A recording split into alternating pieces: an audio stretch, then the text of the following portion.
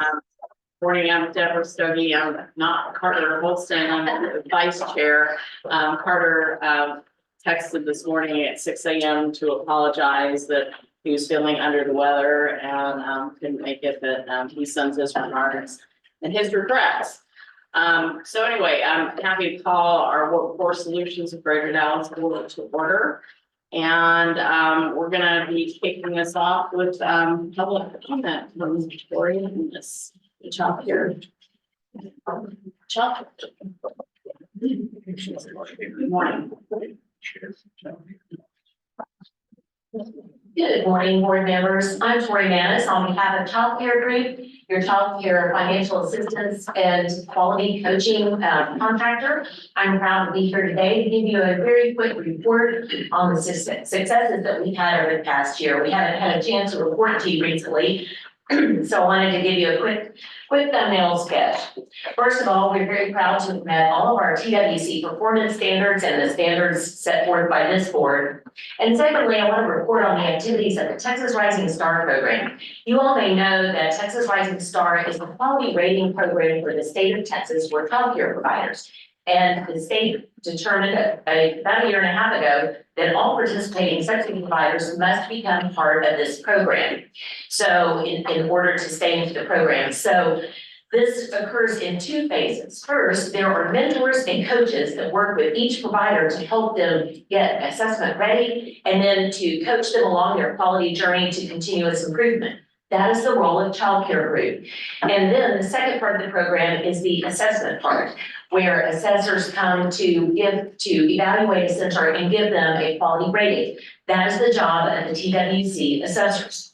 Over the course of the past year, we have worked continuously with every one of the providers in our program. Each one has been assigned a mentor. They get a individualized continuous quality improvement plan that is individualized to meet the specific needs of their program. And we use that data to help inform the way that we spend your funds, your allocated funds, to help these providers on their path to quality. Over the last year, we've used these funds to deliver over 285 hours of professional development training and conferences for groups of providers. We've provided almost 3,500 hours of mentoring and coaching support. We've awarded stipends using the COVID relief funding that came to child care providers. We've provided classroom materials, supplies, manipulatives, outdoor environment enhancements, and other things that help these providers deliver a quality program. The great news is, and I'm very proud to report, that we've seen a 34% increase year over year in the number of Texas Rising Star providers in the program. And that is fantastic news because it means that the more quality rated providers we have, the more Dallas County children have access to a quality seat. And today, as I stand here, we have more children in Dallas County who are in quality rated childcare than ever before. So we're very proud of that achievement. And in addition to the providers that are currently a part of the program, there are an additional 68 providers that we've determined that are assessment ready. That means they're standing on the doorstep waiting for the TWC assessor to get there and to give them a quality rating. So the other piece of the program is that we know how essential childcare is to supporting our workforce. And the state is allowing us to place job-seeking parents to place them in the program so their children have care, with the theory that they've got 3 months to go job search and then they can stay in the program. Over the course of those 3 months, we enrolled 4,259 children in the program so their parents could seek jobs. And in the 3-month window, 71% of them did find jobs. And that is incredible. That places Dallas County as the largest board area in North Texas to have that type of success. And why is that important? Because when we place families in care, they have stability. We know that they can retain their jobs, and we're tracking the wages of childcare of the parents once they get their children in care. And we've seen the average monthly income of parents with children in childcare increase by 6% over the course of a year. And that is a great step to helping improve family prosperity in our community. We have other great achievements. We just, TWC rolled out a new attendance program that parents and providers have to adhere to, and the providers have to get on the system timely, so they don't have a delay in their reimbursement rates. And through a lot of hard work, Dallas County, our Dallas group was the first one in the state to be able to get parents and providers up on this program for a smoother reimbursement program. So there's so much more to tell you, but we are very proud of our work over this past year. We're working with dozens of collaborative partners, and this really underscores Child Care Group's unique advantage, which is our two-generation model that helps educate young children and supports families on a path to greater self-sufficiency. So I want to thank my colleagues, Sherry Anderson, Rhonda Rayco, and Izan Smith, who've helped lead the Dallas County program and our other programs around the state. And I want to thank this board for the opportunity to serve Texas or Dallas County children and families alongside you. Thank you.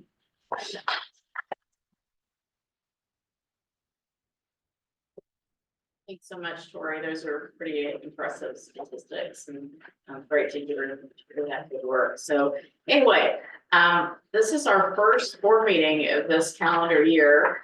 I think some of you I saw at our event. It was in January. But that was not an official board meeting. So, and I think the other great news is we're going to be welcoming some new board members. In your packet is the bios of the 6 new board members that we have. And I thought it would be good to kick this off today with just having everybody, all board members quickly introduce yourselves. But for the new board members, if you guys would go ahead and tell us a little bit about yourself. Bill, they put you in the hot seat, so you're going to kick us off. Yeah, the problem with the last name starting with B, you always kind of. It says William Barrett, I go by Bill. I have been in human resources, largely in healthcare, for over 30 years. Retired, about 7 years retired, 7 years ago from UT Southwestern, where I was the chief HR officer. And since that time, I've been teaching UT Dallas, SMU, been doing consulting, executive coaching, and traveling and enjoying the grandson. And I am very excited to be part of this board. I loosely had an association with it when I was at UT Southwestern in human resources, so I'm somewhat familiar with the organization, and I was honored to be asked by Judge Jenkins to be part of this board, so thank you. Cool. Welcome. All right, Susan, did you go with us? My name is Susan Ha. Welcome, Bill. And I work with the United Metropolitan Dallas. Awesome. My name is Rolinda Duran. I work in Texas Social Solutions, Vocational Rehabilitation Services for the young individuals with disabilities, gain, maintain, or advancing employment. Hi, I'm Lily Russo. I am the Chief Legal and Administrative Officer, dealing with a lot of the board and enterprise functions for Jacob, Fisher Jacob, consulting, computer, headquartered in Dallas. My name is Harry Jones. I'm a lawyer, by day, by night, I'm a fixer. I also lead spellbinding audit committee meetings for the financial committee. That's and it changes lives forever. Yes, helps. Yes. I'm Deborah Stogie. I'm the market executive for AECOM. We're a global infrastructure consulting firm, also headquartered here in Dallas. I'm Ashley Werner. I'm the interim president with Workforce Solutions Greater Dallas. Good morning, Michelle Thomas, Southwest Regional Executive for JPMorgan Chase for my family. Good morning, I'm Justin Leonard, Chancellor of Dallas College. Welcome to Northern College. Good morning, I'm Connie Rash. See the last post there. Yes, good morning. Yours full right. I'm political person with AFL-CIO in Dallas County. Alternative board members, Diane Gomez-Bendis, and I served as an executive in the healthcare space, actually 2 decades at Johnson & Johnson, had an opportunity to move Scale Durham's headquarters here to Dallas, and I've been in the city. Good morning, my name is Dupree Scoville. I'm one of the suckers. I mean, no, I mean, I've heard a ton about this organization and leadership and staff. And so it's a real pleasure for me to get to be here. I was usually when asked, much probably like most of you, try to be real careful about your time, which you spend time on. And so when Lynn first asked me to do this, through, I suppose, the mayor and just kind of thinking through this was like most of you, the answers I had, I don't know, that's too much. I don't know if I can take it on. And then somebody sent me that video that's on your website and I just, I'm crying watching that thing. I'm like, oh, shoot,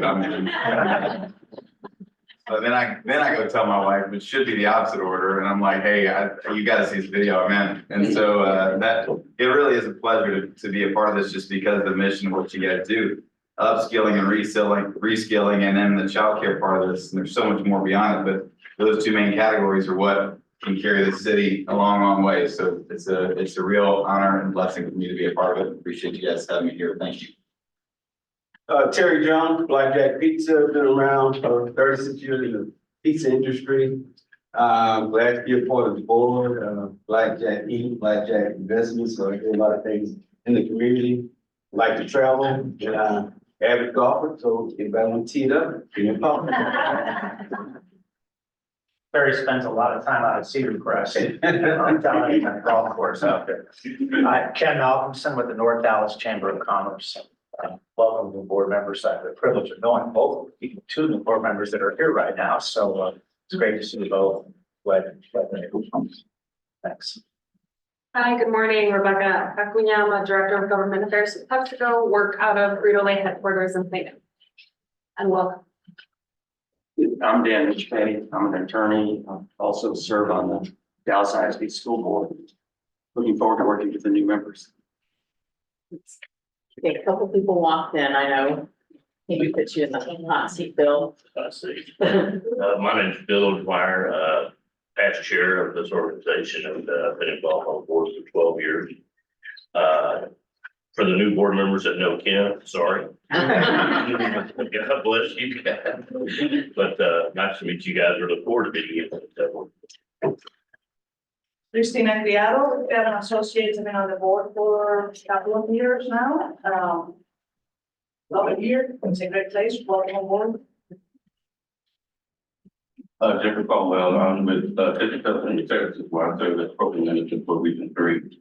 So I'm just happy to be here, right there. All right, I think we got everybody. And again, welcome to our new board members.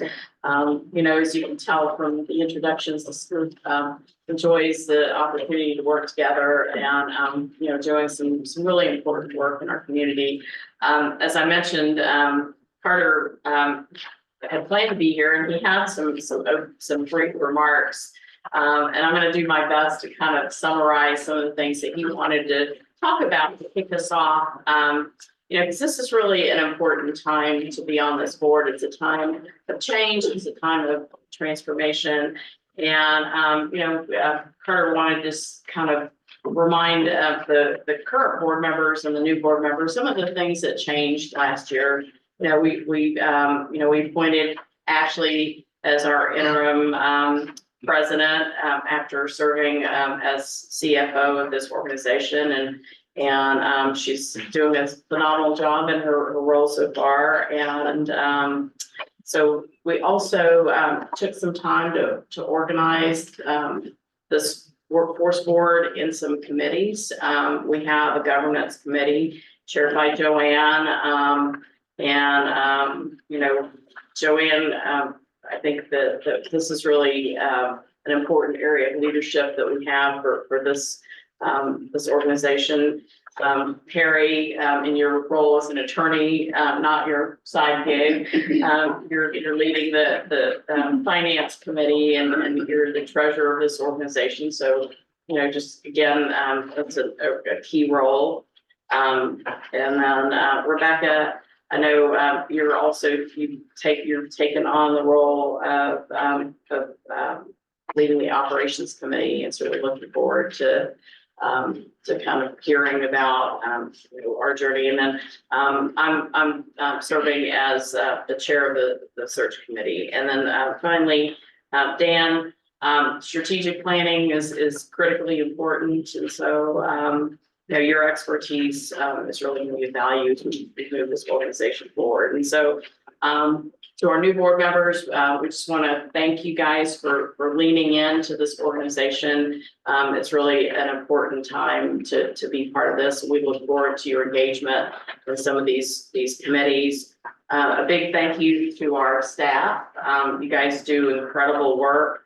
And again, it's an important time to lean into your roles as we go through this transition, and working with 100 employers and job seekers is not an easy task. And we know that you guys do a great job. So, you know, just a couple of things, you know, that Carter wanted to share. He said this year could possibly determine the strategic direction of the organization. This year, we could name the president of the organization. This year, we could take a strong view on our bylaws and adapt stronger governance. This year, we find new ways to communicate our services and provide better services to our clients. And this year, we could find new and better ways to deliver our services. And I think that those are all coulds that I think we're all committed to making happen in this coming year. And so again, I just wanted to share those opening remarks that Carter had. So I see a couple new couple board members that stepped in, and so guys, introduce yourselves. Crystal, you're Crystal Sanders with the Texas Workforce Commission. I apologize for my delay. When you watch your GPS say that you're 15 minutes away and it goes 30. So, I know to be at least a good 45 minutes earlier. I apologize. No worries. Janae Betsy, again, tracking. No, we've got new board members, so we just wanted to get everybody introduced. And then we have, did our special guest arrive? Not here yet. Okay. She's on her way though. All right, so then we're going to, when she comes in, we'll make room for her on the agenda. And there you got a finance committee report. Yes, the finance committee did meet, and it was, as I said, spellbinding. Carter and I were actually in a very questionable mood, so a lot of questions were posed on your behalf. And we're gonna have Alicia, who did a fine job in that meeting, talk us through some of that stuff. But I'll key you in on things that we took note of. Pro obviously has a plan, the audit plan passes muster, that's not really in question, but some of the budgetary issues we want to key on is the adding of new employees and attendance, budget spikes, and the cultural difficulty sometimes of bringing in proposed 14 people into a smallish organization. Given that we want all our shoulds to become musts this year, this term, I think our board is that energy, and we're no longer content to just keep kicking the can down the road. Let's make it a must. So just kind of grapple with that, you know, bring your expertise and your background to the idea of adding, even though we know we must. So Alicia, why don't you kick us off and just talk us through the budget before. Okay, good morning, Alicia Carter, Accounting Manager. We are requesting board action and approval for the 2024 aggregate and workforce center budgets totaling 12.1 million. Of the total, 186 million of grant awards. The admin budget totaling 6.6 million consists of grant thresholds outlined in the respective grants. That ranges from 5 to 10% of the total grant awards. The budget is very lean and consists of allowable budget items we are most likely to spend the funds on, to include but not limited to wages, rent, board office rents, audit, monitoring costs, software licenses, equipment, things of that nature. Admin budget cost increased by 38%, roughly 1.7 million. That allows for proposed new and or one-time costs. That will enhance the agency's ability to manage and support the workforce centers. Those costs include professional services that Dan mentioned we could, the budget says we should. We should do our bylaw rewrite, outreach and communications, HR consultant to review and rewrite our HR handbook and employee policies, our strategic planning engagement. We are also budgeting for PC refresh and, Microsoft Office upgrade. We are projecting a 40% increase, to payroll, which we are seeking approval to add additional positions.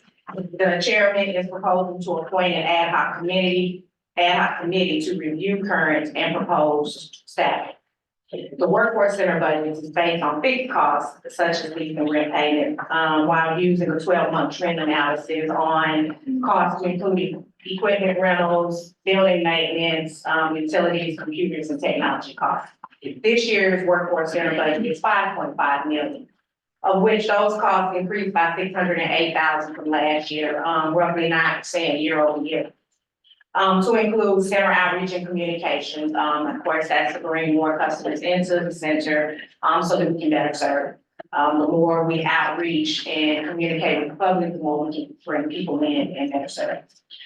We are seeing a 38% decrease in utility costs, and that is because of the way we're currently writing our current leases, to include that CAM cost, utility cost, some of that maintenance cost into the lease to make it more fixed cost versus a variable. And then we do see a $318,000 software license upgrade to the Microsoft Office, and to add in some storage, better storage to our, server room, which will also help in our workforce centers, resource rooms, and computer labs, which again helps us better serve our customers. Any questions? Pardon my naivete, but, 14 additional full-time employees, what's our current employment number? 31, so we'd be growing by 50%. Oh, not immediately, right, over the course of the year. So we talked through the staging of that, Ken. We tried to figure out, it's really difficult without a built-in inside HR to onboard 14 people at one time. It'd be a really bad idea, actually. And also then what reshuffling would occur as you bring in those people. Right? So we've had sort of a cemented way of doing things when you add something new. Ashley's wearing two hats right now, of course, so we talked through sort of the logistics of that. And I think where we came on was more, it would take the entire year and we'd look and see as we went. But I think that's the important issue to talk about here. There's two big issues. One is the hedge we used to have, we'd hold back, wouldn't spend our admin, and then we slot it in. So we're going to do away with that and punch our weight. And then on the adding of employees, there are specific reasons inside each sphere, which Ashley might want to talk to about why we want to add those people. There's a reason for it. But I totally agree on the HR sense. Bill might echo this. It's difficult to scale up like that. The one thing that's kind of missing, and I completely have faith that it's being managed correctly, but what's the return on that investment? And that would be the question I would pose. Sure. And I think that's something we dive into as we work with the ad hoc committee that Carter is suggesting to really answer all of these questions for the board. I would say that 9 years ago, we had 29 staff. So we've grown in a decade by 2 staff. So really, we're just trying to right size so that we can appropriately manage the work and affect the customers in the best way possible. In a really broad brush sense, where would those 14 sit? Across all departments, a lot of it is support staff at the board level. Connie, Demetria, the leadership team, they're doing excellent work, but they're stretched, absolutely. And so I think every department can utilize additional support staff.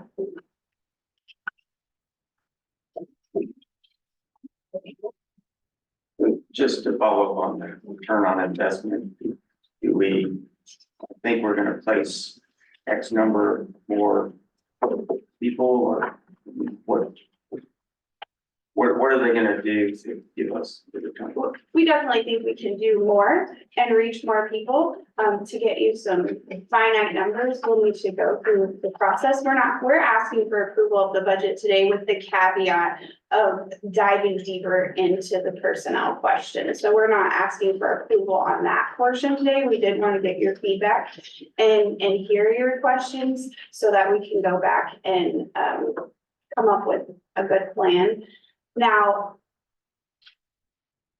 yes, we will be able to do the work better when we have more support at the board for Equus, for childcare group, and we'll be able to dive in further into our programs.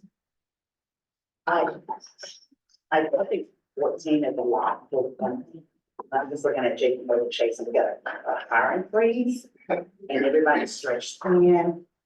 I am insist up in Chicago with the associate. I love to have one here locally. Just see 14, and I feel that I'm doing well. And I know we're gonna do something, we're gonna workshop it, but I think it's comforting to know that you said we're not getting ready to just vote on 14 right now. Is that what I'm hearing? I mean, my thing is thinking is to think of it as quarters and let's see what 2 people added in the most critical positions. First of all, it's hard to hire right now, so we can say 14 all we want. It's gonna take a long time to hire fast, just to build something, you'll make bad hires. So I think I'm cautious on that issue. The big picture, I'm completely behind it. Let's use more of our resources properly for the people of South Present. You know, how we accomplish that, logistics of it, adding 14 people in a smallish organization is tricky. And to that point, what's our current vacancy rate and our turnover rate? And is that, did you take that into account? Yeah, turnover is very low. We have people on staff that have worked here 25, 30 years. Vacancies right now are really for new positions. We don't have a lot of backfills, new positions that were approved in prior budget years. So that 14 basically is all add. Yes. I have a related question, thank you, Bill. Just, you know, as we're thinking broadly about adding and expanding, and just as you said, Ashley, we enjoy people with very long tenure here. And, you know, every time we turn around, we give somebody an award for being here 20, 30, 40 years. Will we include succession planning as part of our strategy for the year in terms of HR? And will any of these 14 positions, and I know it's hard to answer this right now, but what we're thinking around, because eventually people will retire.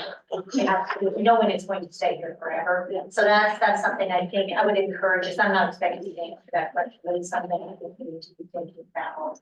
Yes. So will there be a committee? I mean, it's something we do that work, so. Yes. Our chairman has requested to go ahead and form an ad hoc committee, so he'll appoint board directors to this committee so that we can dive into the issue further. May not be 14, it may be 10 at a different level, so. But can we come back and discuss that after the committee's done their work? Yes. So are we being asked to approve a budget that includes 14 additional FTEs? Aside from that, everything else aside from the additional FTEs. I'm still not clear. I guess I'll ask it a different way. When I say yes or no to the next proposal, am I voting on the 14? Not today, no. And so, okay, so why are we having the discussion connected with this then? We've prepared a budget that includes space for these additional salaries. And we're asking for approval on the rest of that budget and in the past, those additional salaries have just been slotted into a contingency line for years and years historically. I've been here 10 budget seasons, and every season that's been slotted as a contingency over $2 million.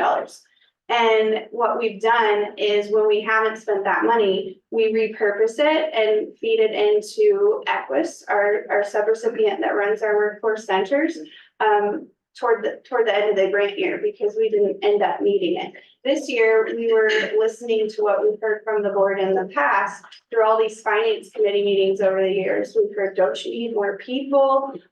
So we wanted to repurpose that contingency and slot it in the personnel lines on the assumption that we could move forward eventually. Now, we can always repurpose that line back to contingency or to another area in administrative expenditures. So basically, the macro issue was, we felt like our budget had increased over the years, but our people had not increased commensurately. And then most of the time when we run into a problem, the problem was people. We didn't have enough people. So we kind of in a circle, but we didn't want to do it just to do it. So that's the pause. We put on that and say, let's examine exactly what those people bring us on an ROI basis. What would they allow us to do? Is it in line with our planning, our big picture? Not just, a bunch of motion, but real action. And I'm not at all saying that you shouldn't add, and I get you not added in quite a while, so I'm not saying that. I do think 14 in this environment is like huge in my opinion, so that's what I was trying to understand. And so this subcommittee or this committee that's gonna go do it, we're gonna look. The charter for that team is to look more long-term, to come out with a 3-year plan or something of how you get to that number. Is that what you're saying? Yes, absolutely. From a finance committee, so our concern is more execution, not on the principle behind it. We don't want to hedge, save, conserve, or is it, we're supposed to be using this money. Yeah. And so backlog, we don't like that, but we don't want to do something that's over our heads. So, just to try to bring this to a close, it seems like we've had a lot of robust discussion around this item. Is there something we need to do with the budget, to propose recognizing this, this money that had previously been in contingency and now, we want to sort of find a useful purpose for it. Are we okay approving the budget with, for here you have a recommendation of, what motion will go forward? We need to approve the audit plan. I think the budget as a concept, but then the calibration of our growth needs to be vetted more. So it's an approval only of the budget to the extent that we encourage growth, but I don't know how much and when. So we bring that. I have a question. So are we saying that even if we don't spend all of this money, that we're gonna, put it in EPIS? Is that what I heard? That's typically what we've done in the past, so that's an option. Okay, so, but when will we decide where the extra will go? We don't spend it because we need to spend it, correct? So then we don't. Yes. Okay. Under this. So when will we decide where the extra money will go? If we don't use it all? So in talking with our chairman, our hope is to form this ad hoc committee and have them start working quickly to determine how much we can slot for salaries, and then we could have a portion in contingency if you so chose, or we could go ahead and move some of that to Equus sooner rather than later. Typically, we end up doing it toward the end of the year, maybe August timeframe. So this would allow us to do that sooner. So when that time comes, that will be agreed, that we will get and vote on that as well? Yes. Yes. Can I just add that when we say adding funds to Equus, that we're talking about multiple funding streams that have specific time limits on those dollars. So they expire at a certain time. It's not just sitting there and it rolls over from year to year to year. So it is specific to programmatic ideas for customers that we're serving through the workforce system. So Equus is that contractor that provides those services for every funding stream outside of childcare right now, the way those services have been procured. So if there's time for us to look at additional initiatives that we would like to do to serve individuals in our community, we could do that. But there's time specific slots on those dollars that's going out to the contractor, which is Equus. I just wanted to make sure that was clear, that it just doesn't, just going Equipment is just a pot of money that is not limited and or specific to certain funding streams and activities that are allowed under the funding sources. Thanks. And I guess I was asking because I know there's a time limit, you need to spend these funds. But so that we don't come back and toward the end of the year, when it's time that this money has to be spent, and then we're having this conversation again, that maybe whatever ad hoc, committee you're putting together, it doesn't be a timeline, so therefore, when that time comes, we don't have this discussion, again, if that makes sense. Yes. Because then that's just gonna delay, and we gotta get it spent by a certain time, right? It's a logistical question and then, planning and motion, logistically, the motion that I would make if I wanted to approve this budget would be to move to approve the budget. But I thought I heard something about an audit that needed to be approved prior. The audit Plan. plan needs to be approved, and then we have one more item we can take at the same time. Were I to make a motion to approve the budget at this moment, is that in order? Is that not in order? Do you want to take two motions and do another section, or hold off and just? I think we need two all. motions. Yes, Okay. to approve the audit plan, the plan's audit, and then the budget with the caveat. Yeah, so I'll move to approve the audit plan and I'll ask for a second. I'll second. Second. Okay, is there anybody abstaining? I'll abstain. Don't have up until. Thank you. All those in favor, please stand. Wait, some additional discussion, potentially, right? We have a motion on the floor and a second, so shouldn't we have some additional discussion? Or, This is just the audit plan. It doesn't, I see lots of moving parts here. yeah, I think we need we have 8 new board members here. I think we need some simplistic, elementary education, or I need it. But, so we're talking about $186 million that we're talking about here, right? The administrative portion of that, e.g. the Workforce Solutions of Greater Dallas, the administrative budget is 3.5%, 70% of that. Is that correct? So why don't we just take that order and say, okay, so we're talking about the 186 million. Is that what your motion is, Miguel? At the moment, it's for the audit plan. Just the audit, the audit. For last year's 2023 audit. However, after the audit plan, I'll make a motion to adopt the budget, which then, Yeah. I'm just gonna follow Miguel then. So, Okay.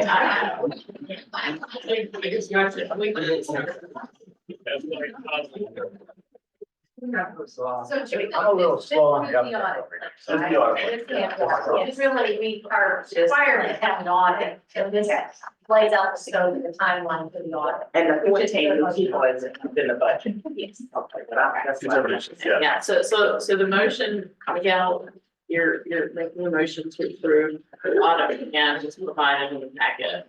And we have a second, we have some extensions, all those in favor of approving that audit plan, please say aye. Aye. Anyone opposed? All right, we got one motion. Okay, all right, Miguel, you will have. Yeah, so I'll put a motion on with Right, I'll respect to put the this on budget. the floor and then we can continue the conversation, but I'll move to approve, under the assumption and knowledge that 14 employees will not be included in this current iteration of the budget, and that once the ad hoc committee comes back to the table for us to consider an amendment to the budget, that I'll move to adopt. I move to adopt FY 24 budget. All right, do we have a second with the caveat? I'll say. All Can right, I offer a friendly amendment? I'd like to offer, agree with Miguel's, motion, but then also to add that we, in, conjunction with the budget, develop a spending plan, within, I would recommend by the next board meeting, so that we, have a good guideline for whether it is staffing or whatever, but that we have a spending plan and so that we're not in August trying to scramble around figuring out where to put money. Could not agree more, and I will include that in. Well, the it's Jeff, spirit my of friend, is making that. Next to mine, opposite. Approve the budget, Bill. I have a question, just when we're being asked to approve the budget with the contingency, are we being asked to approve 186 million contingent on an analysis of the 14? Or are we being asked to approve a budget excluding the 14, which would theoretically bring it to 186? I think we're being asked to approve the full amount. There'll be some work within that budget to understand the spending plan with respect to hires versus money that may be in contingency that we can vote on at a later point in time. And I think if I can follow this conversation correctly, that the 186 million currently, you've got the contingency is built in, but you'll ask us at some point in time to possibly move from that line item of contingency, the 14 positions into the general operating. But I think we're mixing numbers. I think you're. So Yeah. the 186 million, that's our total That's the grant grant. grant. That includes all of our funding from all of our different grants that we currently have, from child care to workforce, to even our non-federal. What we're asking for a vote on is 12.1 million of the 186 million. So of that 186 million, we are allotted anywhere between 5 to 10% of that number for administrative costs in the board office. I think we're kind of getting hung on the 14 positions. Those are projected into the budget. Decisions haven't been made, plans haven't been made. It's merely a projection of how we can fully spend this 12.1 million, which is something we haven't done in the past. We've kind of repurposed it back to our contractors. But what we want to do is take action, get more involved in the community, get more supportive positions at the admin level so that our management team can go out and be more involved in the community and workforce centers, assist with childcare. So, I mean, I get it's scary to have those 14 positions. But it's what it's gonna take in order for us to get away from pushing paper and actually get out there and get involved. I think that makes sense to me. I'm just to make sure that I'm clear. The question that was asked is that the 14 new positions were they to manifest at some point in time are not going to include additional dollars that will have. No, We are Exactly. assuming in the contingency that's built within. exactly. The status quo has been that we kept money in a sort of a box Mhm. and then we slid it over. And so we're saying, what can we do better with that? What's the change of the status quo? So that's the inertia here. Yeah. Right, before we go forward, actually share with me, you also need to share, some information about employee benefits that are Yes. included in the budget. So can we make sure that everybody understands what's in the budget with the employee benefits? That's what it's in a second. Yeah. So, well, but, okay, but I'm still struggling here. What's the 3.57%?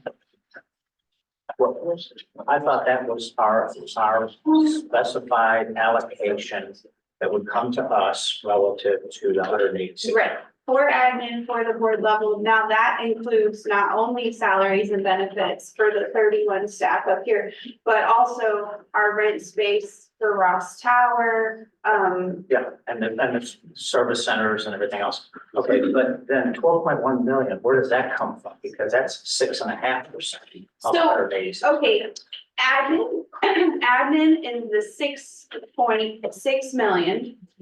That's for the board level, but then we have another 5.4 million. That's what goes out to Equus for us to run the centers. So that is not included in the threshold that the state puts on us in our grants, where we get 5 to 10% in each grant that we are allowed to spend in admin. That's part of operations, that's not part of the admin threshold. So what is, it's 3.57% was, which is what dollar amount? The 6.6 million. 6.6. That's what we are allocated to operate Workforce Solutions and Greater Memphis. Yes. And then Equus, the lender, Well, the 5 million doesn't actually go to Equus in their contract. Their contract is for their salaries and operations, for them to pay for training for customers. The 5.5 million is for us to pay the rent at those 8 workforce centers.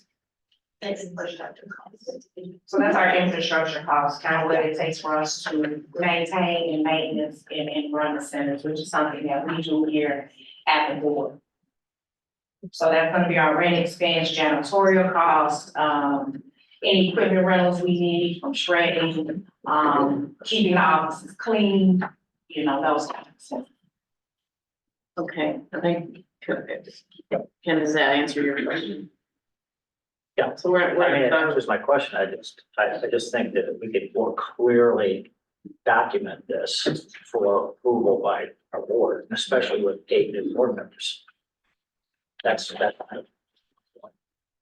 And I'm struggling with this, well, With how to frame the motion or no. what makes up the Understanding money? More about how we document what we're approving. Oh, okay. Because there's nowhere in here that says anything about, well, I don't see anything here about 12.1 million. It's in your budget handout. There's a statement. Okay, I'm looking at just the finance committee. Yeah, and the allocation between the Aquas dollars, and the Workforce Solutions dollars. So, in any event, that's my concern because. can we clarify where the budget is? There's a handout for the budget. Yeah, so the budget says proposed annual budget. It's not part of the board packet. And page 2 shows the total 186 million broken out by, in that far right column, FY 24 projection. You have the admin number of 6.6 million, the 5.5 million for workforce center infrastructure costs, and then direct program. So that's what would flow through to Equus, Childcare Group, and any other subrecipients, 174 million. That makes up a total $186 million budget. Right, And I'm sorry, as a new member, that 186 is money that comes to us from various sources. Right, primarily Texas Workforce Commission, yeah. So that's money we have to spend. Mhm. And what we're looking at is how to allocate it. Yes, And some of it is set, some of it is, yes.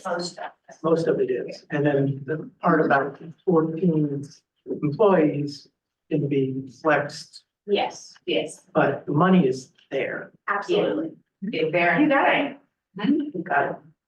all right, we have a motion on the table. We had a lot of discussion. I appreciate that. We do need to know what it is that we're voting on, so. Do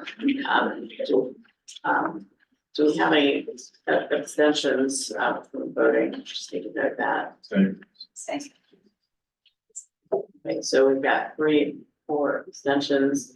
All right, all those in favor of approving the motion to accept the budget with the caveats, please indicate by saying aye. Aye. Anyone opposed? All right, thanks for that important discussion. I think we need to talk about employee benefits. We have one more thing to say. We are also requesting board action and approval for an increase in our employer contribution to our health savings account. In recent years, we have contributed 2,500 for single and 4,000 for family, as part of the health benefits package. Due to the recent increase in Blue Cross Blue Shield's deductible, we are requesting an approval to increase the HSA 200 for single and 400 for family, which makes our total contribution 2,700 for a single and 4,400 for a family, for a total annual increased cost of $8,000. So we'll be placing more into our health savings accounts for our employees to ensure they can meet their health. Is this in the budget? It is within the budget, yes. Any other questions? I will get a motion. I'll make a motion to approve. Thank you. Second, I second the motion. anybody abstaining? All right, all those in favor of approving, the motion for to approve these benefits, please say aye. Aye. Opposed? All right, great, thank you so much. Thank you. I know we have a couple of, new board members that stepped in, and, Jason, hate to pick on you, but, I think I saw you walk in first or last, so, would you mind introducing yourself as a new board member? Good morning. My name is Jason B. Alba. I'm a partner at Ross Brown Todd and government relations expert at Ross Brown Todd as well, watching over Texas. So it's my honor to be here. I'm really thankful that I've been allowed the opportunity to serve on this board and grateful for the opportunity. I will say that I apologize for my tardiness this morning. I spotted a coyote on my street, but I had to report to 311, and I will say that 311 in Dallas now has a coyote hotline. So if you see a coyote in your neighborhood, call 311, you can press 3, and you can tell them exactly what happens. It's the only reason that matters to me is because my wife goes for a walk every afternoon. I'm like, honey, I just saw a giant coyote on the street. So Jason, we have an award every week, every month on the best excuse for being late. I know.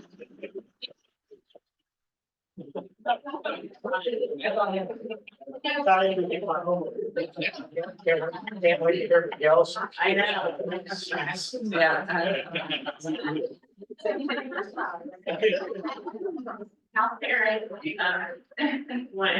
Yes, I'm Karen Hughes. I'm the president and CEO of Rural Hope here in Dallas, and we serve homeless children and their families in childcare centers and other services that we provide for the community. I'm very excited to be the childcare rep now on the workforce board.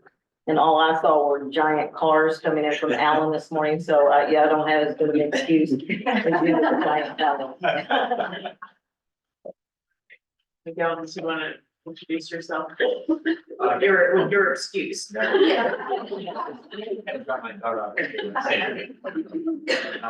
those of you who have not had the opportunity to meet Miguel Solis, I think I've been on the board now for about 2 years. It's nice to meet you all. For those of you who have not met. Right, thanks. Did I miss anybody? Lisa. Lisa. Yes. Good morning, everyone. I'm Lisa Sherrod, Charlotte Legislative Affairs for AT&T. Nice to see so many friends in the room this morning. I was just shocked when I got a call from Lynn McBee a while ago, asking to join, but it really is an honor to be here and contribute what I can and learn as much as I can and help out. And I'm glad to be here. Thank you. Thank you.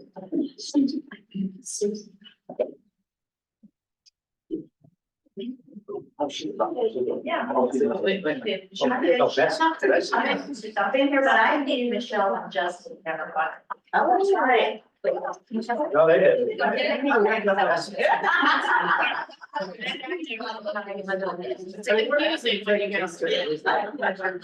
Oh, okay. Good morning. I'm Bessie Gray. I've been on the board about 2 years, I guess, and I was just making sure that Miguel got here on time, so I was waiting for him to park.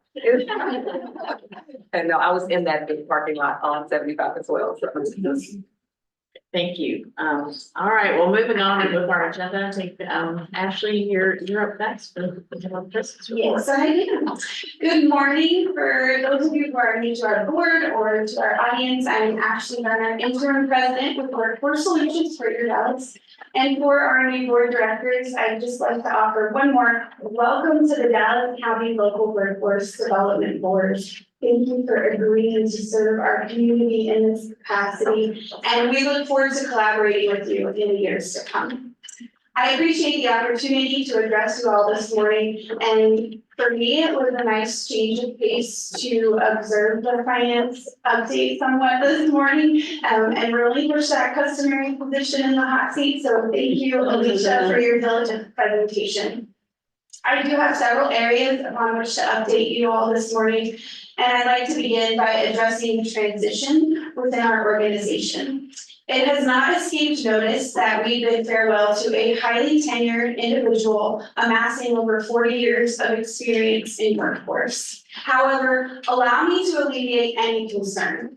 Upon careful examination of our leadership team comprised of top-level managers, I am pleased to report that collectively, they bring forth over 100 years of extensive experience in workforce.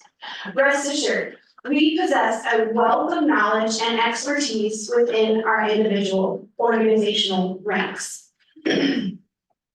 The team has been working diligently on several internal projects, many of which I updated you on at our January informational session.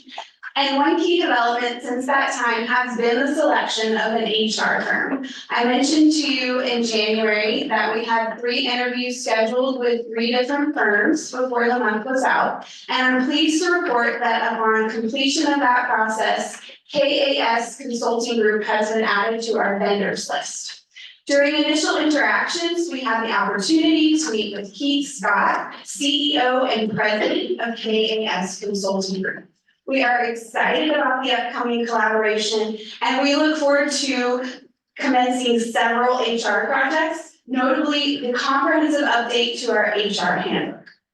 Now, I'd like to talk to you a little bit about our monthly performance report, or our MPR. We really like our acronyms around here, so we'll try to make sure and spell it out each time. I don't want to step on Richard Perez's toes. He definitely will provide his update later in the meeting and dive into further details on that MPR. But as you were preparing for the board meeting, you may have noticed a lot of red on that scorecard in your board packet, and red is for a missed measure. But I assure you that Dallas is not unique. We see this across the state, and Richard will be able to talk to you more about how that happened with the state and our plans for meeting those measures this year. We have met with Equus to talk about performance, and we didn't think that this particular February meeting was the time to bring them in to address you all, because we already had a very robust agenda. But thanks to Rebecca, we were able to bring Equus in to her outreach task force meeting last week and really dive into those metrics and how we plan to meet those this year. So more to come on that later in the meeting. I talked a bit about our internal projects, and now I'd like to switch gears and talk about some of our external initiatives. The team observed the presence of stop signs on the external doors of our Redwood Workforce Center.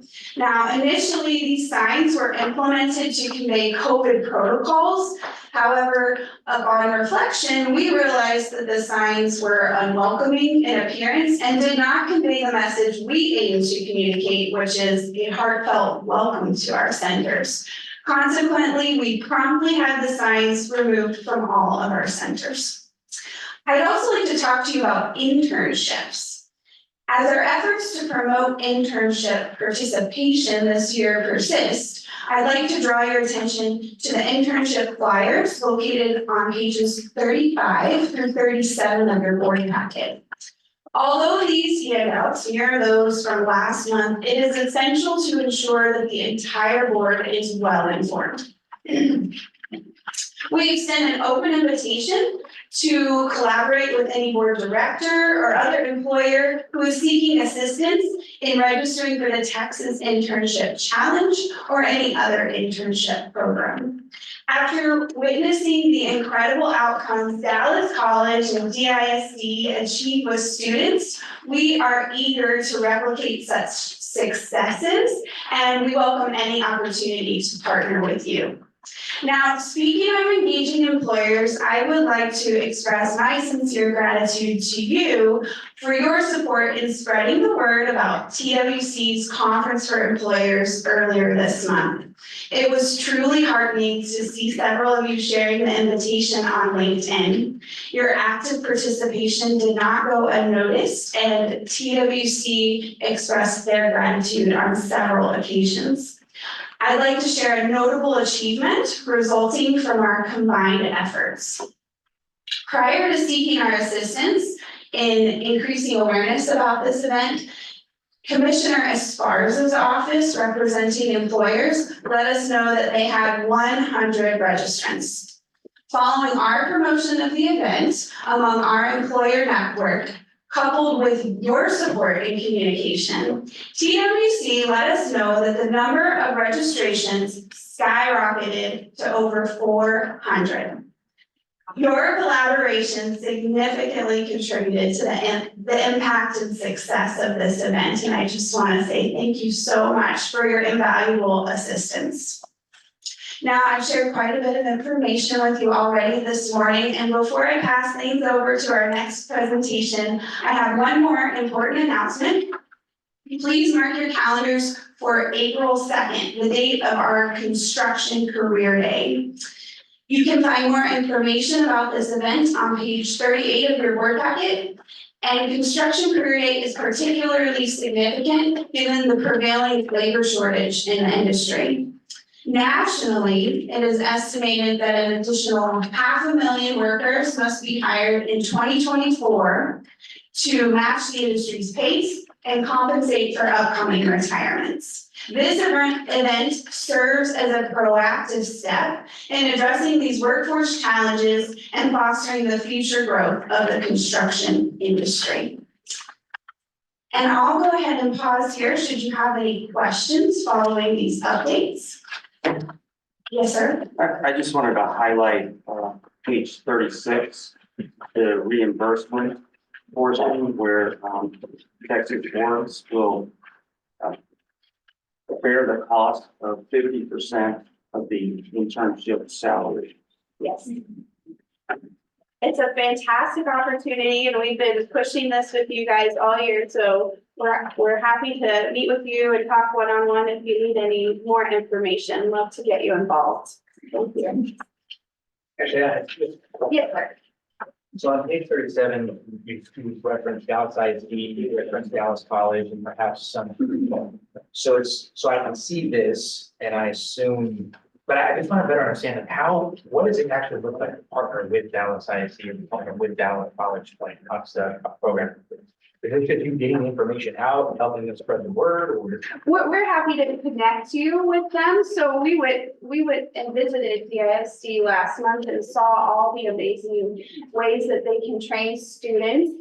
They definitely don't have any kind of a boring day when they come home from school, and they come out work ready. So we're happy to connect you, provide you this information, but if anybody needs assistance in getting in touch, we're here to be that connector. Let me reframe my question. Is there any, other than you helping shine a light on this, is there any other thing that you're doing with Dallas ISD related to this training program in any substance? They're a partner of ours. So we collaborate on different grants, and they're one of our sub-recipients. So we're always working with the ISD and Dallas College. Yes, ma'am. I had inquired about, getting a tour of the other career institutes, not just the one in the north. So I would like to, be able to see the one in the south, the east and west. So, I'm not sure whether has that on or not, but. Yes, ma'am. So our role is one of a connector and a convener, is that? Yes. How do you phrase that? Thank you. Yes.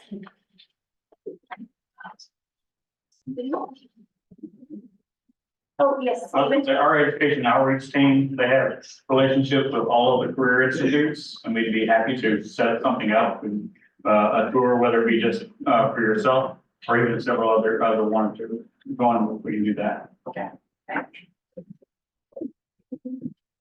All right, well, I will go ahead and turn things over to our next presentation. We have Brian Hernandez from Phalanx with us today. You may recall meeting Brian and his partner Andy at our January informational session briefly. And we are very excited to collaborate with them on our communication strategy. So Brian, thank you for being here this morning, and we look forward to hearing your insights. Sure thing. Great. Thanks everybody for having me. Came up from Austin, really excited to be here. I've been collaborating with pretty much every workforce board throughout the state and also with different commissioners of the Texas Workforce Commission to get a better understanding, a little bit more about what everybody is up to, what's everybody doing. And to really kind of inform what we're gonna be doing in our communication strategy moving forward, so we know what not to do and things that maybe we can enhance to really embrace what's gonna benefit us moving forward. My company is Phalanx Outreach Solutions. Basically, give you a little bit of background. I worked in the news business for about almost 2 decades, in a lot of different capacities. And before that, I worked in different types of storytelling roles and different types of sales roles. But for the most part, within my news career, I pretty much did broadcast production and also digital content management. And then I went on to work with the Texas Workforce Commission to really launch their strategic initiatives, especially digital as well. And then I moved over to the Workforce Solutions Rural Capital Area Board down in the Nye County surrounding Austin.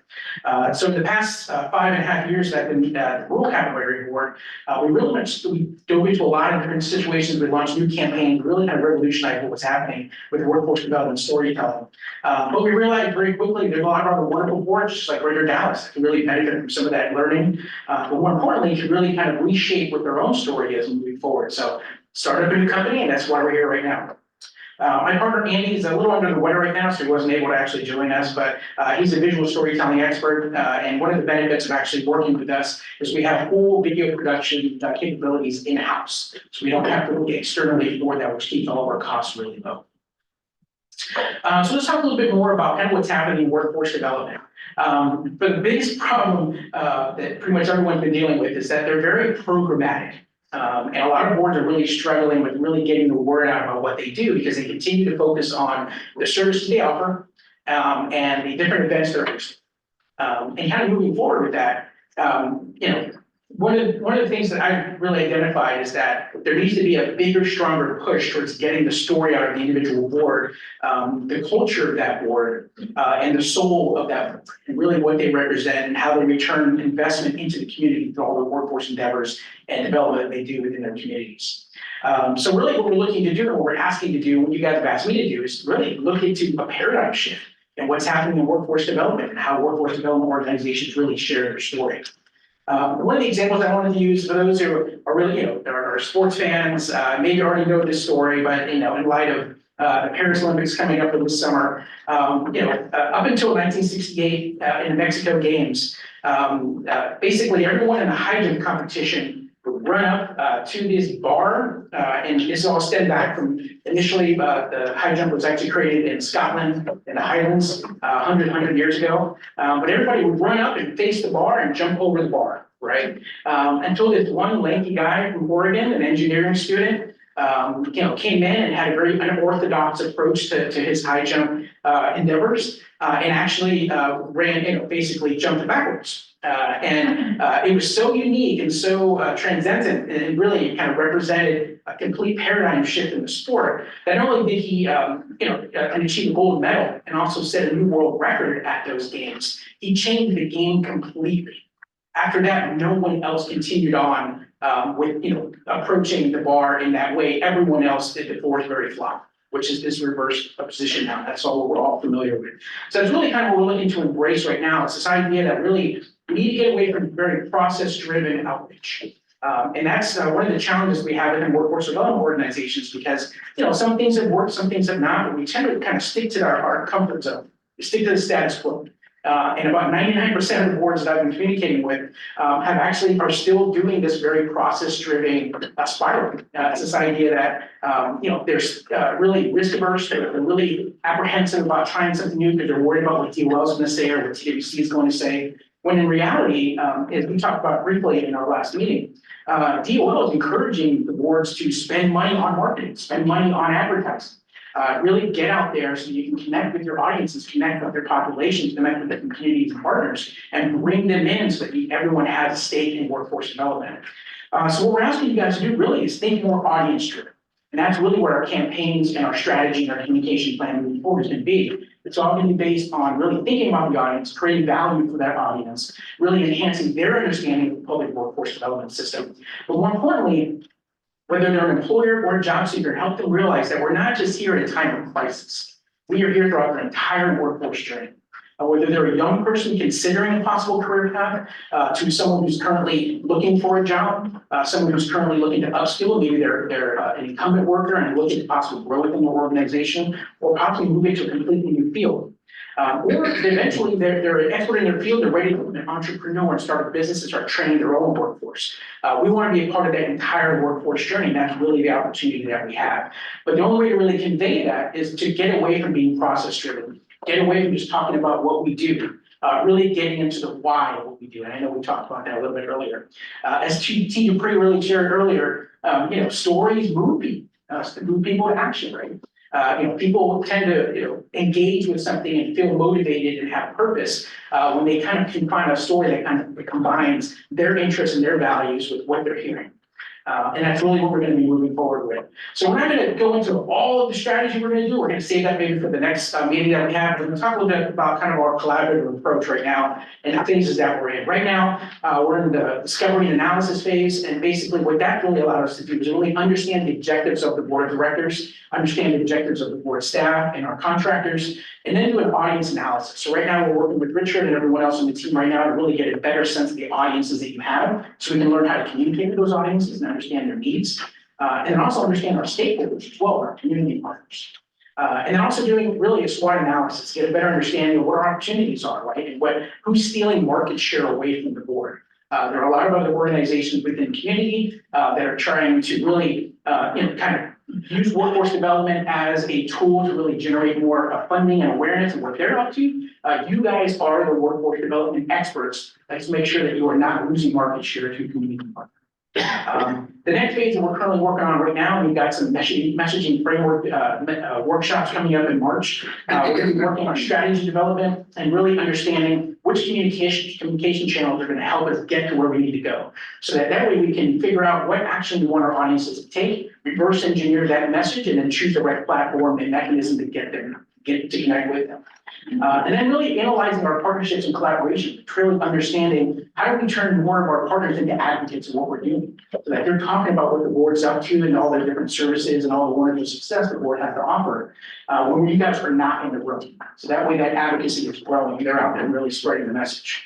And then we're moving very quickly into implementation. We're already kind of starting that directly right now, but we're developing our communication style guide so that there's consistency within the internal organization, within our contractors, so that way there's authenticity with every collateral piece that goes out, or every single message that goes out as well. So that way people, when they see your brand, they know it's going to be authentic and it's coming from the board.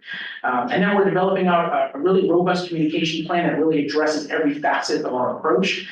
Really details what we're going to be doing as far as campaigns to address the different audiences we're trying to reach and the different actions we want them to take. And then we're going to really develop all the content, including a content schedule, and really kind of assess, what's the best time to post those things, what's the best communication platform to really connect with the audiences we're trying to connect with, things of that sort. And then we're going to start really assessing and analyzing through all the data, what it's telling us, how people are engaging with it, what are we learning from their actions, what are they not connecting with. And then we're going to be able to report back to the board on our progress and any pivots or adjustments that we need to make in these campaigns as we're moving forward. So some of the different projects that the board staff has really identified with us right now that they wanted to target immediately had to do with really generating, for instance, email announcements. So one of the first ones was really developing a press release format and a template and building out the audience segments that we wanted to reach. I can tell you that I'm really proud of the first one that went out to announce our new board members. We sent it out to like 800 folks and we generated more than a 50% open rate in that first email. And some of those folks were, people like employers and community stakeholders and board members and that sort. But that's a pretty good open rate for the first email. I'm really, really excited by that. Usually, I'd say at best, my best email I've ever sent out, probably 20% maybe. I'm not proud of that, but this was 50% is pretty good. And then we're looking immediately on a template and style guide. And the reason why there's a lot of urgency on this is that the board is currently working with a vendor to update its website. So we want to make sure that that team has what they need in order to really make sure that website's going to be consistent with everything that's going to be coming out with our collateral communication guide and everything else, and our social media and all the other videos we're working on. And then we're working on, again, the communication plan, really kind of defining out what that's going to look like. And in that way, the board can actually review that before we ever take on any action. And you can see whether or not that matches your vision, and if the approach we're taking is going to be something that you're going to want to really embrace and be an advocate for as well. And then some of the other things, we're looking at the campaign development, actually figuring out where we're going to go with these communication plans and what we're going to really say in the audiences we're trying to connect with. And then developing out that content calendar and then really addressing any type of immediate needs that need to happen. And our idea really with that is that we would schedule out the pieces of content on a more campaign level. And then Stephen and his team would really work on kind of the everyday promoting what the board is doing in the field, showing how active you are in the field every day, the different partnerships you're strengthening and building every single day. And the campaign would just kind of be that overlay or that umbrella that kind of just ties everything together, so everything is all intuitive. And then we're going to start working immediately on your board of directors annual report. What that's going to do is really convey the story of what this board accomplished last year and what it's looking to do in the future year. It's going to be based on the fiscal year that just passed, so we're currently working with the board right now to understand a little bit more about what we want to incorporate into that annual report and how we want it to look. Hopefully we're going to get that out in the next few months. And then we're looking at really redesigning the board meeting package that you currently have in your hands that we can make it a little bit more useful. Obviously, we had a little bit of discussion today about kind of the formatting and the layouts, so we'll work on that as well to make it as easy and page turning as possible. And then there was a lot of interest in really finding new ways to communicate. Some of the other boards across the state have really embraced podcasting as an opportunity to really be proactive in their communication, so that they're not just reacting to what the media is saying. They're not just reacting to what, a partnership opportunity that may arise. They're actually out, you guys are going to be actually out there guiding the discussion, bringing in different perspectives. And more than likely, probably tapping into your expertise to really get more insight into what needs to be happening with the programs and services that we have to offer. How do we move this community forward so we can address that middle skills gap, which is moving over everyone's heads right now, and really engage the community so that they understand what services are available and the opportunities that exist. So does anybody have any questions about kind of any of this approaches or anything that we've already talked about so far? I have a question. Sure. When you're looking at redesigning the board, are you including accessibility? Yeah, there are some things that are going to be a little more challenging, but I have a great relationship with the Education Rehabilitation Team, the Texas Workforce Commission. So I'll work with them as well to kind of see how we can show, for instance, the data reports, things about so we can maybe make that a little bit more accessible. Sure. Yeah. That's extremely encouraging to see. So for everybody who's been involved with this forward, kudos, because I know that as the board, we talked quite a bit about trying to figure out, first off, trying to figure out how to read this stuff. And then how are we talking about that? Can you go back to the slide there? So in the world of, a lot of this is aesthetic stuff, and that's a good thing. And it helps us with our brand. A question that I'm sort of putting on the table for the board to consider, and it's perhaps just a clarifying question for me, is that I would assume parallel to this, because now we're talking Q1 and Q2 work already happening. Where do we stand from I know that Dan is leading the strategic planning process, but I wonder how much of this is getting the cart before the horse, specifically when I think about items 3 and 4, because if we're not completely sure what this next vision of strategy is, then we could go out and begin to tell our story in a way that then, as a communications expert, you now have to go clarify what your story actually is after you've got people bought into the story that you were telling based on what you've been previously doing. So I'm just trying to triangulate all that stuff. I can add to that. I think, so for the outreach committee, what we've started to do, we have a nice size group of board members. And we've met a number of times. The first, it was like, hey, how do we better as a board understand all of the services offered? What's all the data? What are all the numbers? We've had Equus, we've had the staff, we had Brian on, and we're learning a lot about things available to employers and employees. And so the goal is that our committee is asking a lot of the questions that the full board would ask, and we're then working with their team about how do we communicate that. So if there are currently webinars for employers about all of the services Workforce Solutions offers, well, I didn't know about them as a board member, right? So we're asking those questions, and then we're going to work with them about, okay, how do we get that communication out there? Is it graphics? Is it social media? But the goal is for the committee to work together. Getting all of our cues from the community. And honestly, all of this can be delayed, based on, the rollout of the strategic plan. And I think that's really gonna shape a lot of the messaging, as you pointed out, what we're gonna be really communicating about what the board stands for. But there are some things we can create now to really talk about, for instance, testimonials, really having our customers be our proof of performance. One of the biggest things I've learned in workforce development is that it's easy to buy impression, but it's a lot harder to make an impression. And that's one of the things we're trying to do by really tapping into your existing resources. You have a wonderful, collection of customers that have had great experience with both employers and job seekers and incumbent workers and even childcare families. Let's tap into that strength. Let's build some systems so we can collect those testimonials, so we can communicate that out. And that'll be the precursor, that'll be the primer. So once we do launch these campaigns, we'll be in a much better position and people will be able to digest those things and learn from them much more.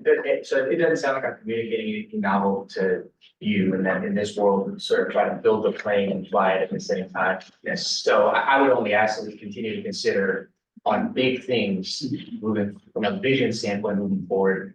The strategic plan inevitably will have to guide some of that stuff. So get the aesthetics right, get the brand right, that makes a lot of sense, and try to communicate what's happening today. But that pivot's gonna be, could be a big pivot depending on what the strategy is. Definitely, yes, and we're happy to be part of any type of discussions you want to have, but I'm your vendor, I'm your communication person, so you tell me what you want to say, I'll find you. We do have, and this just happened, but FYI, on Monday the 4th, there's a key messaging workshop with you and staff. Yeah, so we answered a little bit earlier, so really that's going to be really, we're trying, hopefully get done in less than 4 hours, but what that's going to be is really intensive to understand what our current message is. And that's going to help inform that strategic plan, so that we will make sure that we are perfect. And that way there's no misunderstanding about what it is that we stand for our purposes. So, my comment is a little, yes, we would be focused on the strategy, but I usually push my comms agencies, well, what are we doing quickly? Because there are communications. And so Ashley was commenting on, how our own impact on social media can really, augment what the team here is doing. And so there's probably a lot of low hanging fruit right now that you're observing that, we need to get things going right. It's waiting to Q3 to develop the brand, it's a little too long while we have activities, going on that we need to communicate. So I would just challenge us to make sure as board, we're getting some of that low hanging fruit activation now and what we can be doing and making sure we're not waiting around for everything to get perfect, because then usually we're having to redo it again. Definitely, yes. And metrics is my other thing that I'm looking for here, like how do we measure, right? Because to your point, there's open rates and great, but what are the real impactful measures? And that's always a tough thing for folks in communications, but I think we need to align on how we're measuring our. Exactly. I also understand what it says. Because obviously, there are a lot of different metrics you can review, and some people would say we can't pay views as one of them. I would actually argue it would be something like, wait on page time on page, to really get a better understanding of what value people are pulling out of those sections. But your concern is definitely valid. One of the things I'm really working on right now with Stephen and the team is to understand what we're currently saying, but how we're saying it, and then how can we possibly improve on that. And Stephen did a really great job of really capturing every event he's attending and everything you guys are up to. And how do we turn that focus into some of the other things that we're currently doing inside of our workforce centers? I'm committed, I've been in the workforce centers, I'm committed to sharing those stories, really pulling back the curtain and letting our customers see what it's like. It's not the DMV, don't be terrified of going in there. We've got a really lot of people who are in this business, they have big hearts, they really want to help. But more importantly, as I may have shared in another example, we have customers coming in that don't know the full understanding of what it is that we have to offer. We want to make it as easy for them as possible to ask them for help. And then we can bring our full platform services in there in order to deliver for them. As our customers, customers come in through one door, leave through the same door. They don't really know who's on what team or what it is that they do. They just want a solution, just want a result. And there are ways that we can create the right collateral content and put the message out there so we can make sure that we're building out that confidence. What's your, just currently, right now, what's your current understanding of what our message is? Kurt's kind of connecting employers, employees, is that it? I think the biggest, again, and as Ashley really pointed out, your previous CEO was such a strong personality And everything was really aligned. So for instance, your official Twitter account was her official Twitter account. So everything was kind of wrapped around, and no disrespect, they're wrapped around her brand. That's fine. So I think, yeah, so one of the things we're trying to do right now is really separate that out and really define what your brand is as an organization. And really making sure that we're communicating out about the value that you have to offer, not just through your CEO. Not that CEOs aren't important, they are, but really, what we're trying to do is really convey what, as an organization, the soul of this organization and why people want to pay attention to that, be active. And what's the key word right now? Connector? I think convener is probably the best word, really. What we want to do, and we talked about this with our press release, is that we don't want people to just think of us, again, as just people who just do workforce or give people jobs. We have to be the convener of all workforce development. So whenever someone's talking about workforce development at the state, city, municipal level, whatever, county level, you should be in the room. You should be at that table having that discussion. There should be representation there about what we're doing as a collective, and whether or not, you know, they're aligning with what we're doing as an organization, not necessarily how we're going to adjust to match their strategy. So that's one thing we're working on as well. It's trying to get a better sense of what discussions are happening and what's the sentiment about the board, and then how do we, you know, pivot that. Thanks. Sure. Okay, well, great presentation, Sure, thank you. great discussion. Okay, well, anything else, Anderson? All right, in the interest of time, we're going to keep moving on the agenda, and we are to the consent agenda items, which include the minutes from our November meeting, policy, and the external grants and partnerships. Do we have anybody presiding on any of those pieces, Ashley? No, but if you have questions, we can certainly take them. And hopefully everybody's had a chance to take a look in their packet. And we can certainly do each of these individually or and both of them. So if we start with the motion, does anybody have a motion? Thank you. Do I have a second? Voting on the consent agenda. Yes, you have a second. Second. Thank you. Do we have anybody abstaining? All right, all those in favor, please say aye. Aye. Anyone opposed? Okay, terrific. And so we are now moving into the action items. Good morning, man, it seems like we have a lot of information, it's gonna be more. More money to talk about. I'm Demetria Robinson, Executive Vice President for Workforce Solutions Greater Dallas, and I have the pleasure of overseeing all contracts in our organization, and it's a lot of money that we issue out to our contractors to do great things in the community. And I hope through Brian's help and our outreach committee that you will begin to see all of the great things that we do throughout Dallas County through our contractors, Edwards Workforce Solutions Greater. Their name is too close now. Edwards Workforce Solutions. We are Greater Dallas, but, and then a childcare group that manages all of the, childcare services, including quality activities, and in addition with some additional vendors and contractors like Dallas College that provide some quality activities, for educational purposes. But I, want to start with saying that we have great work through those vendors, and we have committed contractors that have been part of our system for a long time. They are procured as required through the Texas Workforce Commission and our rules and our policies. And I will indicate in our action what year procurement cycle we're in for those services. So you'll get an idea. We do services with each of them up to 4 years before we have to procure those services all over again. So rest assured that this money is properly allocated to those vendors that have been vetted through a procurement process that we are required to do by TWC. So with that, let me get started, because I know we had a lot going on and we are behind time. And if Carter was here, he would be moving us a little bit faster. So I'm gonna try to talk as fast as Deb said this morning, this was new this morning, I mean, so she's doing a great job, but I'm gonna try to talk as fast as Tori did this morning, and I don't think actually, it's a lot to give, and I don't wanna, make it seem like it's not.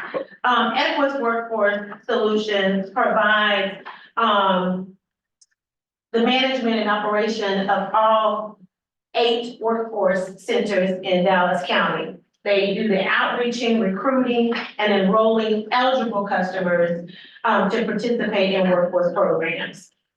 As outlined in the financial reports, you'll see there were blue lines. Those blue lines highlighted in that report tells you what funds are available that we're awarding to our existing contractors.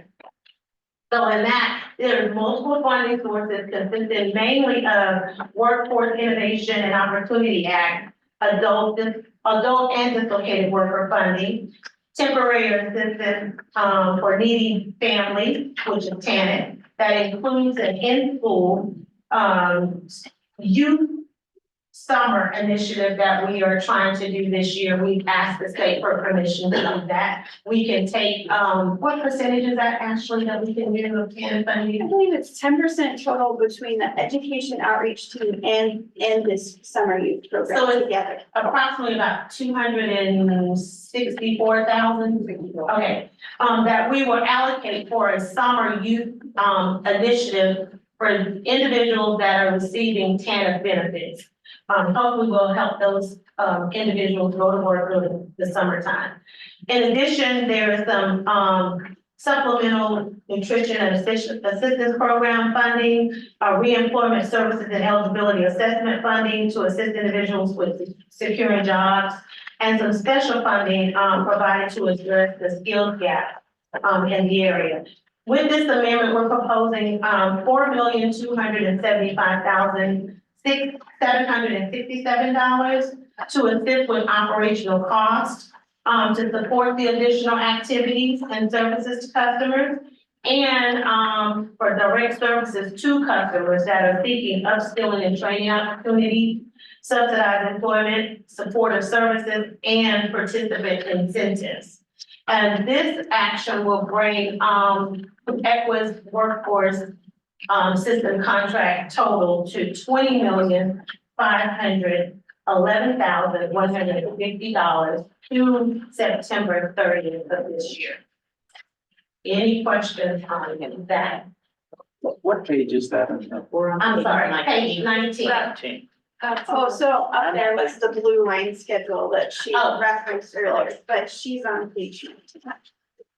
I am on page 19. There was a balance sheet up there. Oh, that's the financials that I referenced with the blue lines that show what funding streams where we have available funds to contract out.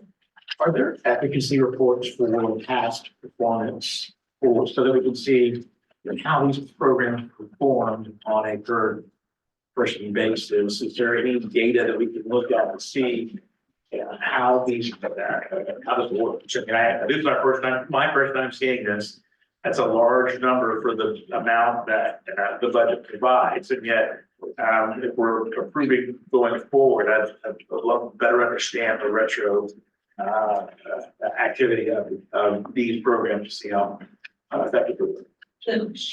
So we have monthly performance reports that are generated through Texas Workforce Commission.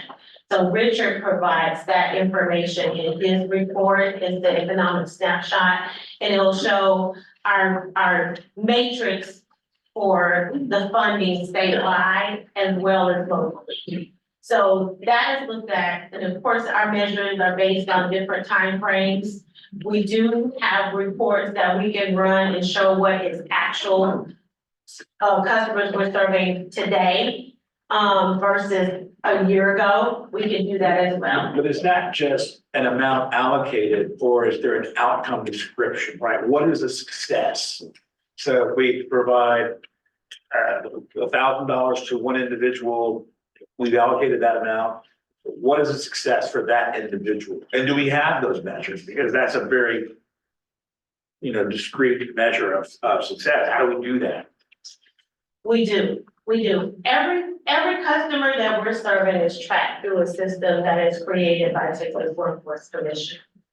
So we are documenting every time, the eligibility, we're documenting the progress, we're documenting every dollar that's been on that individual. And then in return, we'll get to see if they actually were placed in employment and if they retain employment. And again, those measures are outlined in the matrix that are presented to you, will be presented to you through Richard's reports, but we can look at that. Do we have to use TWC measures or can we use our own? We do have to use TWC measures, but we can create additional measures. Make that success.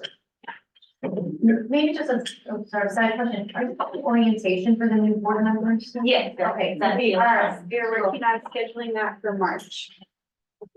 And it will be very helpful.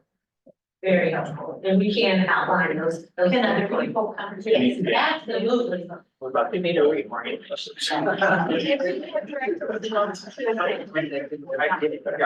So, yeah, either, it's gonna be making the report. Within the board package itself, could you point us to where those metrics are? It may not be, Jason, the full scope of it. Absolutely, and I apologize, we jumped right into it, like people have been here, As I'll start on 24, right, to take a look at the 2024. Here we go. There's a lot of numbers and colors in here. it's a lot of numbers. in Perhaps, this is all probably helpful.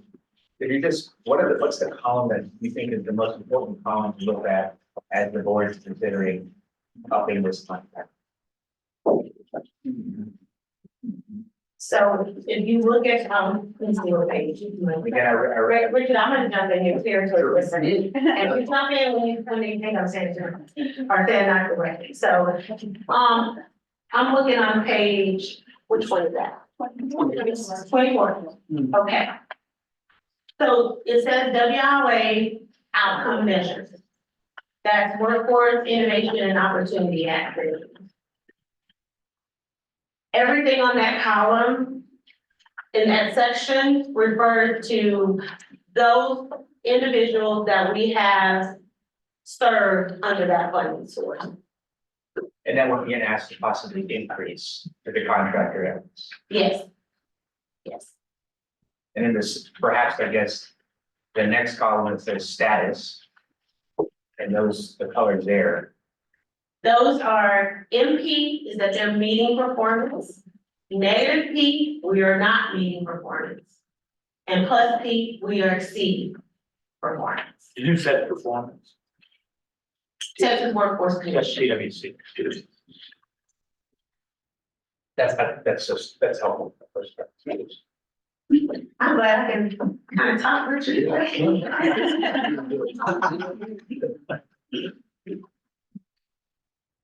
And hopefully Richard can kind of give you a little deeper dive on some of the measures that are listed in there. The timeframes are kind of past performance, things that we have already done. And so this kind of guides us what we should be doing better on. So that kind of helps as well.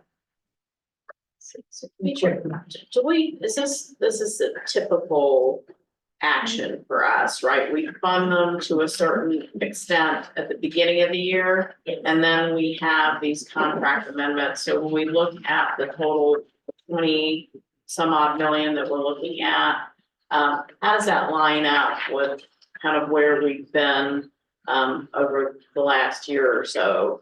Because I think it, some of us see this on a regular basis and it's gotten to be routine. So I think that it's just helpful to know where we are with the total contract amount for the typical year.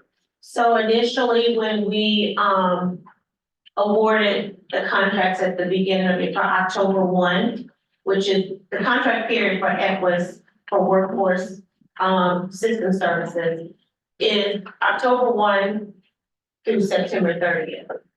And our initial budget from the previous year to this year, there was a slight increase, probably about 2.8%. And that was because of the additional funding that we received in our grants.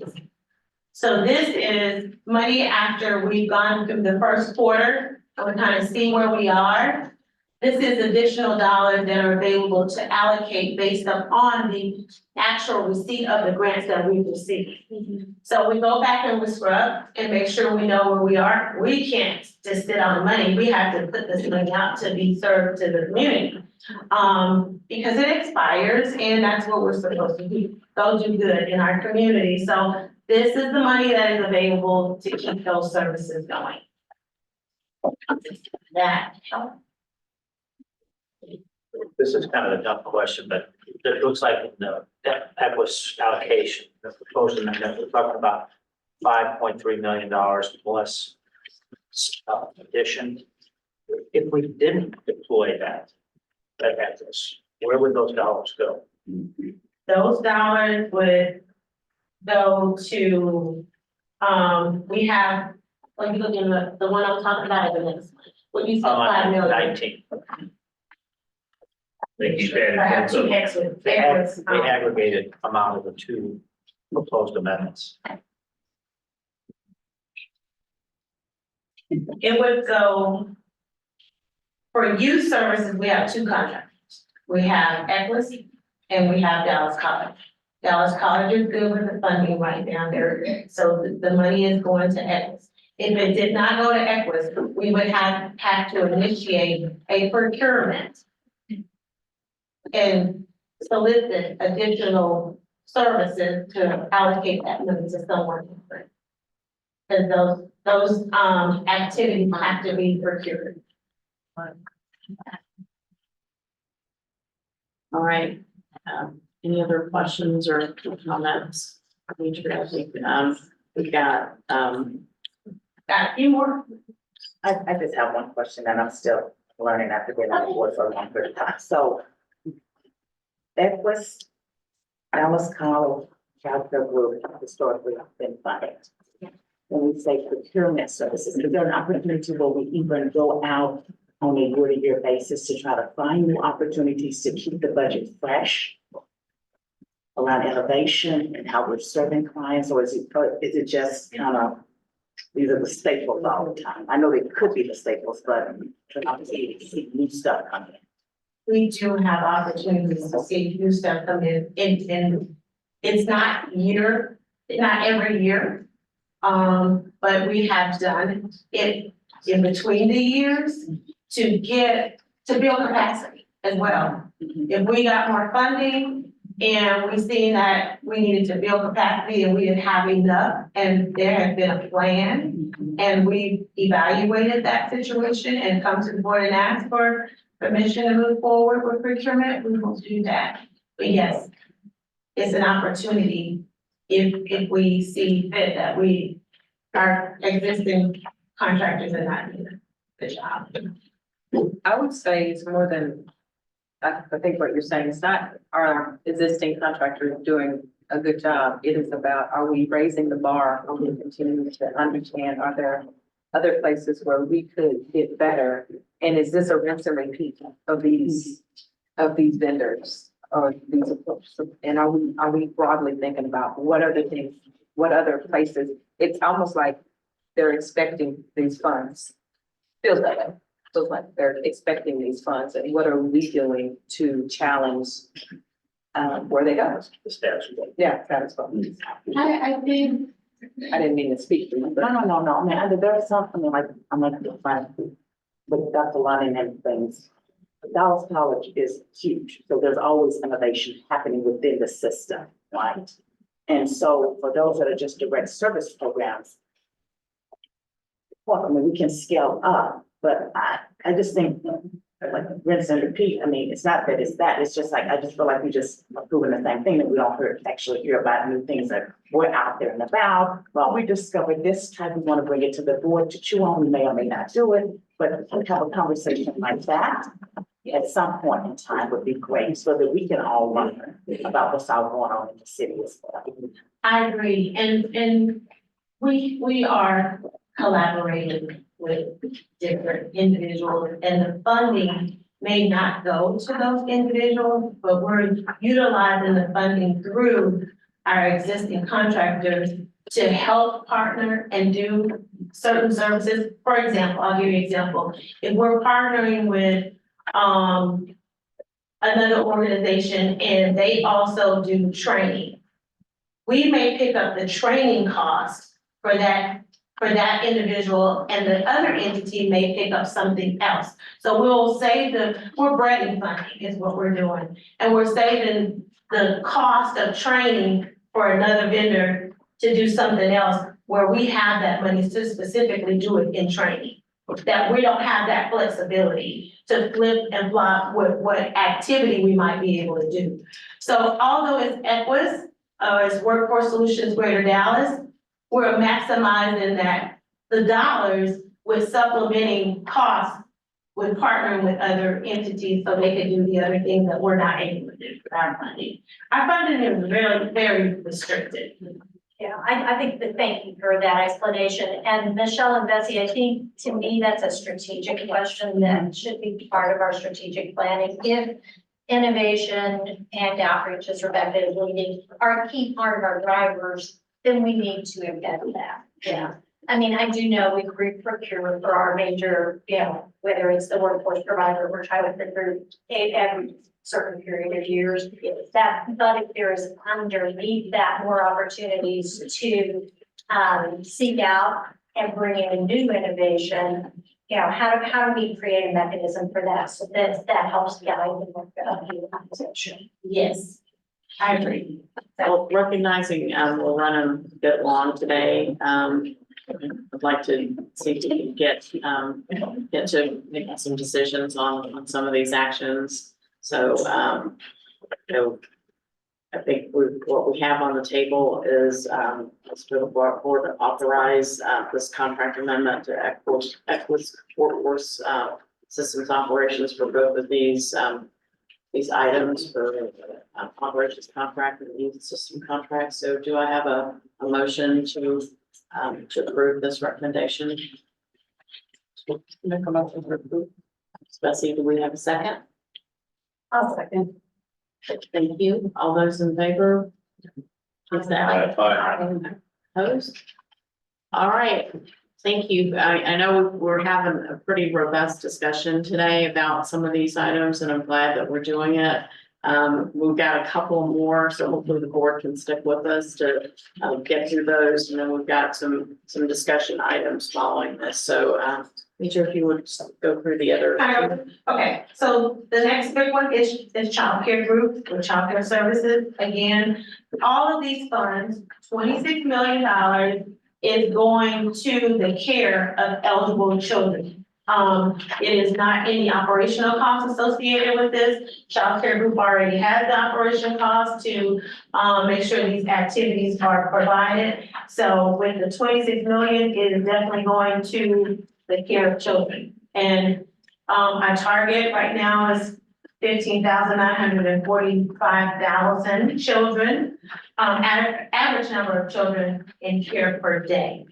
And so this will bring childcare group's contract to 141 million or $104,752.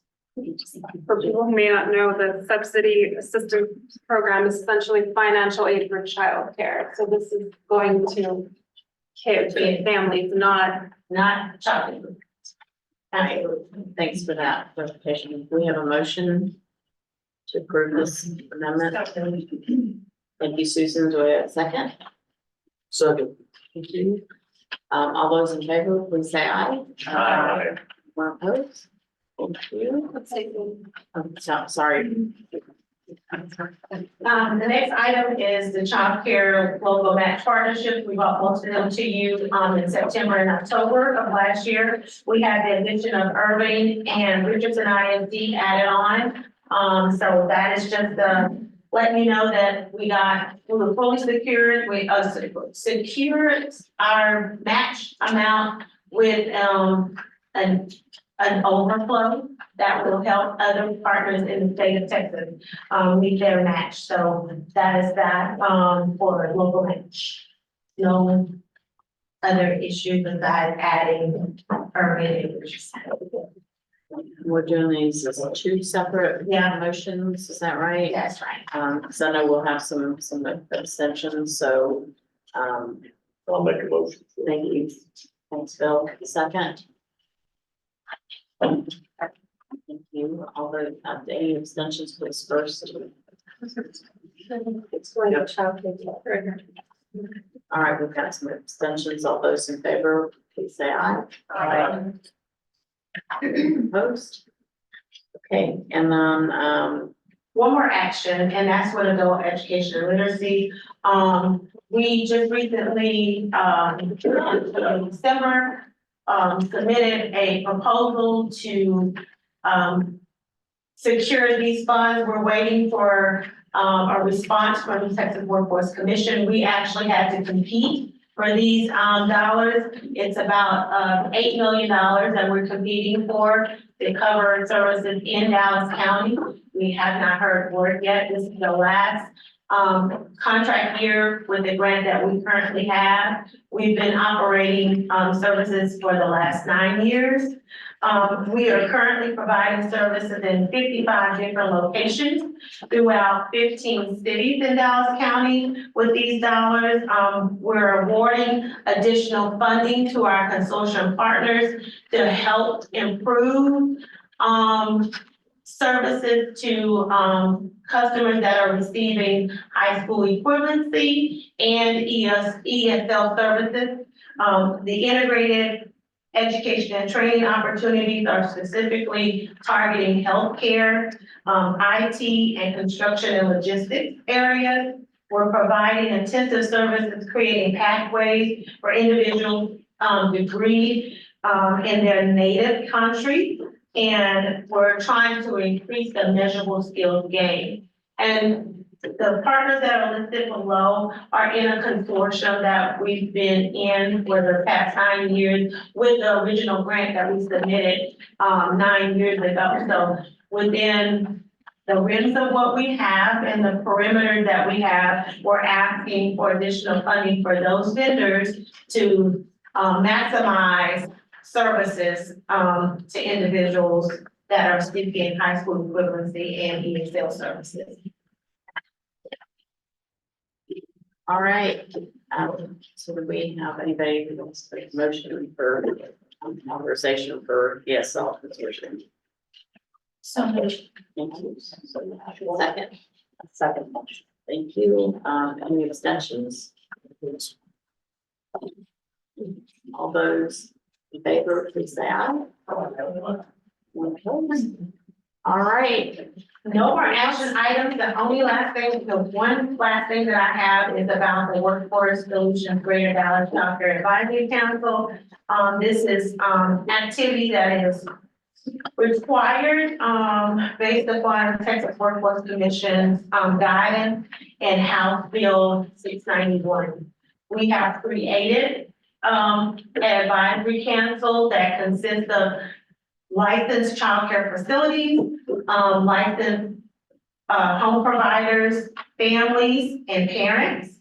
Our board contractor, childcare group, board members, Alan Cohen and myself, Demetria Robinson, and other stakeholders such as EFS, Educational First Steps, Dallas College, the city of Dallas, and Art House. You have a handout that has the specific names of the people that are on the committee, and we will start meeting quarterly as required by law, and it was just the information piece that you needed to Can I know ask a about. question? Sure. So one, I want to commend the board, one, following the law, of course. Point out that, this board had a childcare committee. We were the first in the state, and I believe we launched it back in 2019. And I think I know that because I chaired it. And the template for that committee is actually, I know we shared that, or I did, it's public information with the Governor's Early Learning Council. which, if any of you know, is an appointed group of individuals from various parts of the early childhood world, whether it's public school or childcare subsidies. They use that, I think, to support House Bill 291. So I think we should, or 619. I'm getting companion thought. So I think we should be very proud of our leadership there. This board was at the forefront, so thank you there. My question is, I see the appointees, and I also see at the bottom that there could be additional board members, or additional community members. So my first question is, and Karen, I hate to put you on the spot, but as a childcare rep, I wondered why Karen might not be part of that group. And I would also offer myself as the original, childcare rep, who I know Karen has taken that role now, but also as the founder of that committee, if there's an opportunity to expand this membership or if this is closed. It is not closed. So would that be so I guess I wasn't aware of the vote for putting these people on the committee, if that's something that we just do or that the board votes on this. So it was not voted upon. It was something that we were required to do. And so it was a conversation with our board chair and the judge with developing and how we move forward with identifying the members of the committee. Now, we have flexibility on the number. Yeah, no, I see that down at the bottom. Additionally, boards may determine size and composition. So my question is, can we add? Or do we have to ask the judge? No, we can. Well, then I would nominate Karen, my good friend here, if she would accept that, and I'd like to nominate myself. Need a second? I don't think we have any more board action to take today, so we'll go ahead. I so noted, and I will add to this. And I just have one comment also. I know evidently the judge had something to do with this, but he's also created a whole nother countywide Yes. child care advisory group. How do these two work together? They're totally different. Is there a way for them to collaborate with one another so that we're getting all the information? We want to make sure that we're meeting the requirements of what Texas Workforce Commission requires us to do with the funding that we receive. We can collaborate with any other organization or committees that are out there. But our sole purpose for this advisory is to make sure that we meet the goal of what the commission has set forward through House Bill 619. But we are welcome to collaborate with others. Karen, these are specifically board members only, and the judges, as you know, stakeholders across. But I just know that that work's being done, and I think we should collaborate, so we're not in a silo. And a lot of the individuals from this board are also part of those. Hopefully that facilitates that collaboration, so we'll look forward to hearing reports from that advisory council. Yes. All right.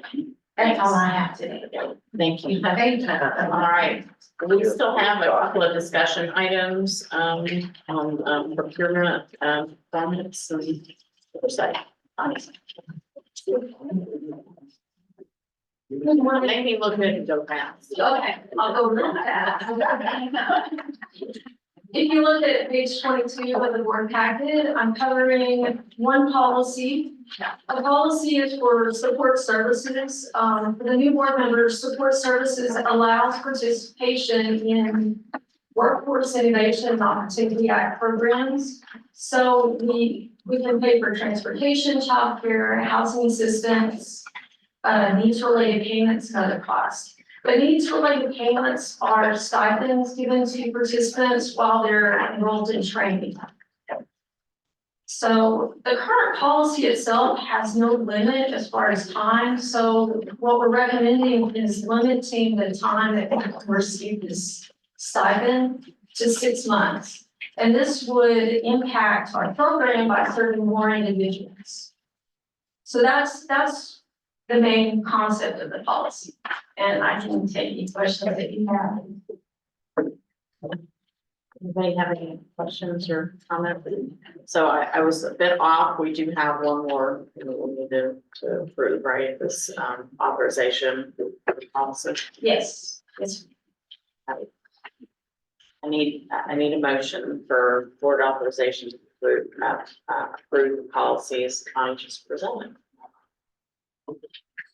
Thank you, Susan. Second, please. Thank you. All those in favor, please say aye.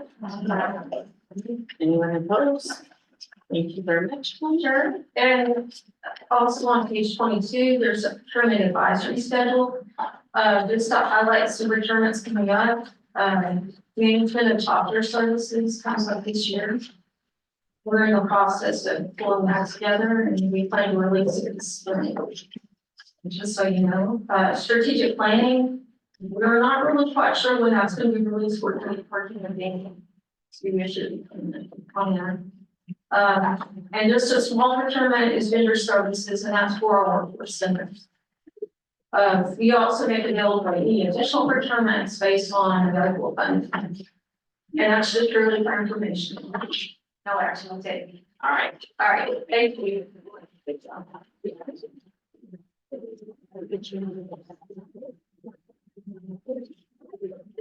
And good morning, my name is Richard Perez. I'm Senior Research and Data Manager for the board, and I can go really fast. I'll just touch on some of the things for the economic snapshot. The Texas labor participation rate for December, I charted the last 6 years, and December 23 is back in line pre-pandemic to 2019, and even doing better than 2018. So that's an indication that the Texas economy is doing well.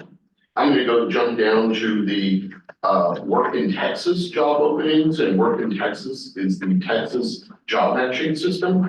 So I charted the last job openings 5 years for just January.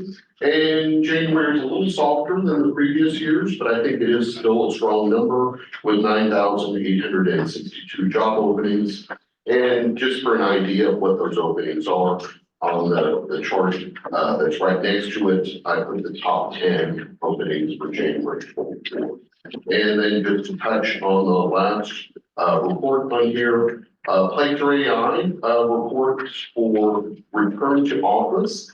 And what that does is just a chart for how well Dallas is doing as far as returning to work versus working remote. It's sort of in line. I looked at the definition for nationwide, and it's just the average of the top 50 metros. So it's not a comprehensive nationwide, but it is, it does compare us to all the other metros. So I'm going to go to the next page, and this is the board contract year 23 MPR, and PR stands for monthly performance report. So we did miss 3 measures for 2023. I just wanted to point out a couple of things. You can see 4 quarters of data. That's important when we look at the December report. The current performance, that's an indication of, well, that's what the performance was for 23, but it does have comparison to the prior year and the 2 years after that. So I did want to jump to the bottom where it says enrolled performance CNT. CNT is career and training.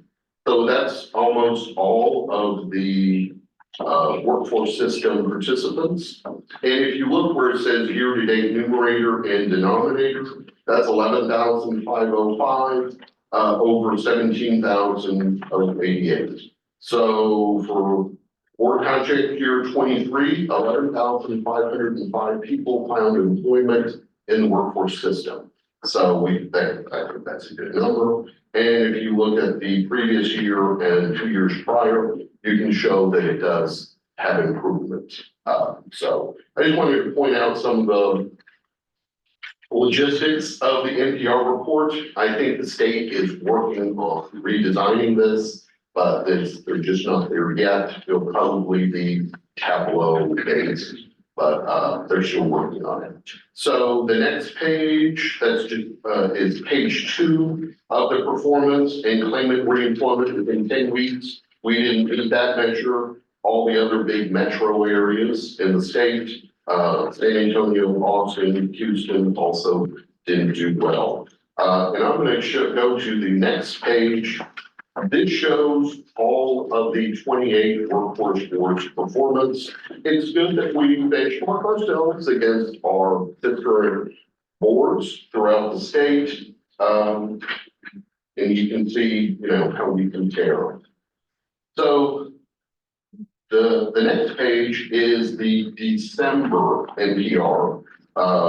This is the most recent we have from the state, it came out last week. It's only for 2 quarters, but there is a little bit of red on there. Most of the missed measures are in credential rate and measurable skills gain. Credential rate means the percentage of customers that go to training that actually obtain a credential. And measurable skills gain is sort of like the halfway point. If someone is in training, documenting that, there was maybe a midpoint or some kind of point in there where they achieved some kind of gain in skills. A good example of that is if somebody's going to truck driving school, they do train a lot of truck drivers. Maybe they passed the written test, but they haven't done the driving test yet, so we could claim a measurable skills on that. Equus is working on gathering some data on both of those. So we expect those to increase, but we did want to point them out. And one we didn't talk about is the measurables, the median earnings for youth. That one isn't doing well either, but Equus they developed some strategies for meeting the current year as well as taking those forward in our contract year. So a year from now, we're hopefully looking at some great performance. But I just wanted, I know that was fast, but I'll entertain any questions if anybody has anything on whether it's performance or the economic snapshot. I do it, but I'm gonna wait. Before I ask.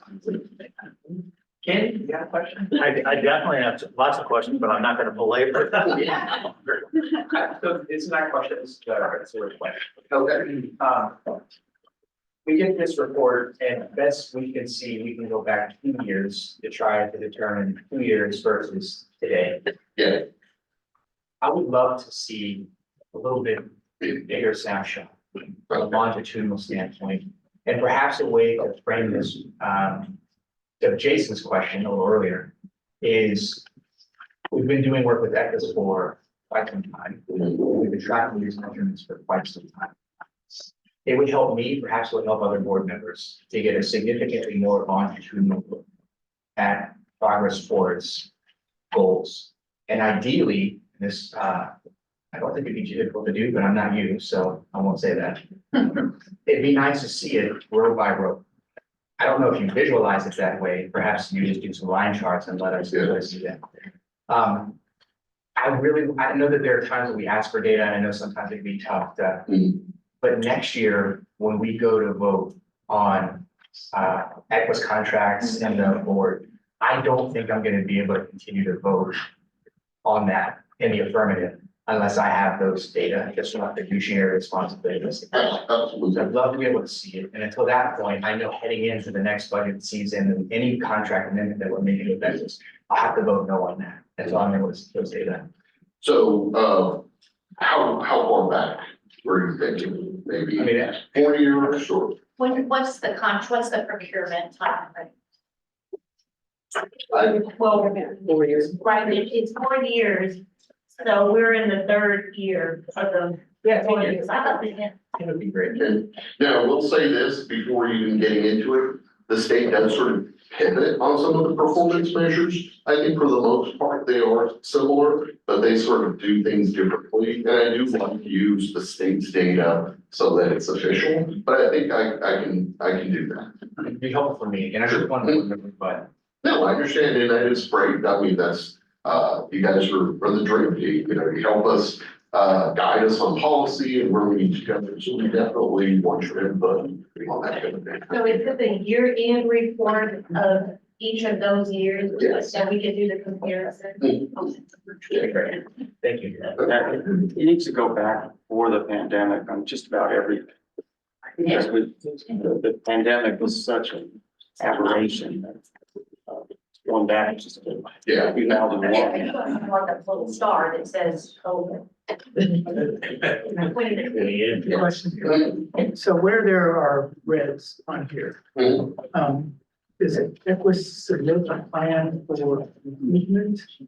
Yes, and in fact, the state, I want to say just last week, maybe, they asked us, how you guys can improve this, as the board, and we are working with Equus and filling that out for details on what the plan is. And so, I think, did that answer your question? Yeah, and maybe at the next board meeting, we could delve in a little bit, understand some of the reasons behind this and what's being done to meet the standard.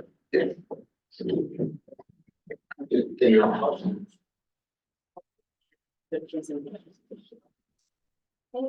And I think. Thanks.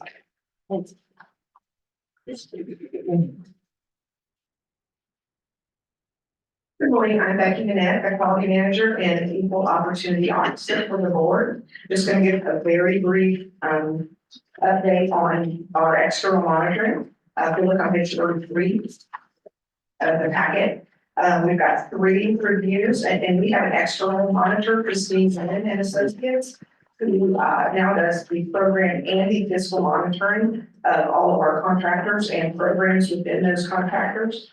We've got 3 in the green that have completed for this cycle. We've got 2 that are ongoing and we've got 1 that's finished, but we are waiting on the report. If you can read through those. At the bottom of page 33, TWC did conduct an equal opportunity review, which they do every year, different types of reviews. And there was only 1 concern with the accessibility issue at our Garland office. The Garland Workforce Center is owned by TWC, and we are currently looking for new space because they kind of kicked the can down the road, but they are going to sell that building. So we're currently looking for new space for that, which should take care of that.